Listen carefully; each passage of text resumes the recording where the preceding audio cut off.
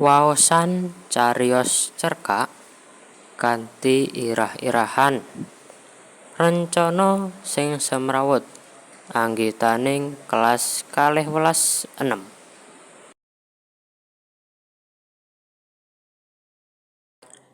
Ing sawijining dina Raffi, murid kelas sedasa SMA Ngudi Ilmu, dene ngadepi ulangan matematika sing wis dadi momok kanggo dheweke.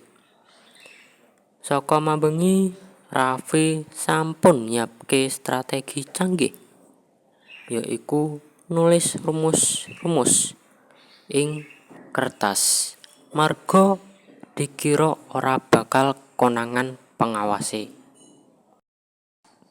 Nalika ing sekolah, bel ujian muni, kabeh padha mlebu kelas. Lan gurune yaiku pengawas ing ruange Raffi yaiku Pak Alan, sing teges lan duweni sifat ora seneng karo bocah sing seneng nyontek. Pas mlebu kelas, Pak Alan ngomong, "Anak-anak, ujian iki kudu jujur. Sapa sing konangan nyontek langsung tak gawa ing ruang guru. Ngerti?" Raffi mung bisa nyengir kecut lan masang rai tegang merga Pak Alan sing dadi pengawas ruangane. Ulangan dipun wiwiti. Kelas dadi sepi, suara kipas angin lan pensil dadi krasa.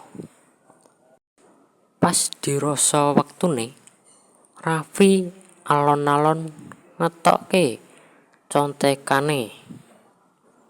Nanging pas nggarap soal gawe contekane, jebule Pak Alan malah ngampiri. Raffi langsung nutup contekane lan dadi sumelang merga kuwatir Pak Alan roh. Merga hal kasebut, Raffi ndelikne contekane gawe tangane.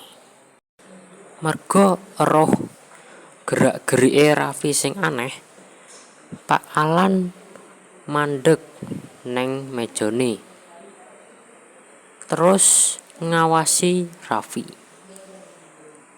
Pas diawasi, Pak Alan ngrasa aneh merga tangane ora nggae nulis lan nyapa-nyapa. Terus Pak Alan ngomong nang Raffi, "Raffi, kok tanganmu meneng ngono wae? Nulis ora, yo ora nyapa-nyapa. Enak apa?"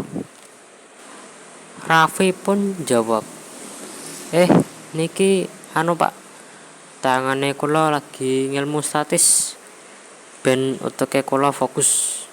"Nggih, ngono." Pak Alan mlirik lan weruh ana contekan ing ngisore tangane Raffi lan langsung jikuk contekane.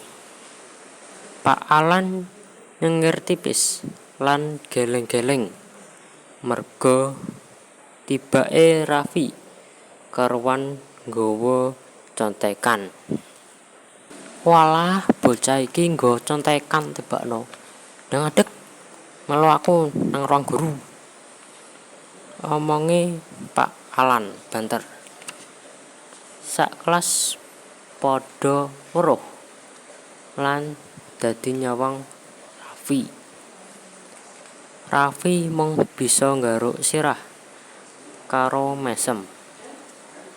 "Ngapunten Pak, niate nyontek ben ora stres, jebule malah mundhak stres," omonge Raffi.